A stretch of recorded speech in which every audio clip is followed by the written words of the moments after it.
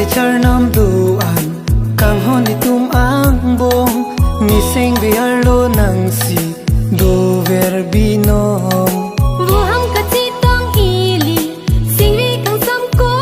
an ti juli char nam do an ki tum ang bong jude te char nam du an kang hon di tum ang bong ni seng ve arlo nang si do ver binom nang pha nang thek lom ni seng ve karom seng ve do thek the binom nang ten ki joy long ni sing vi ka rong sing vi ing sam jin bina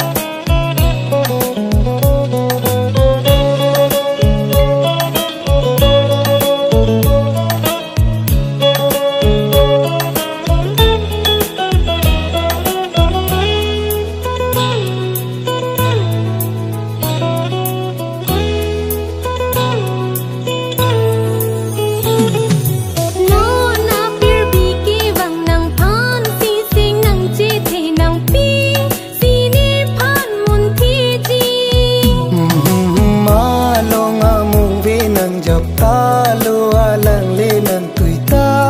ni do thir het fer ji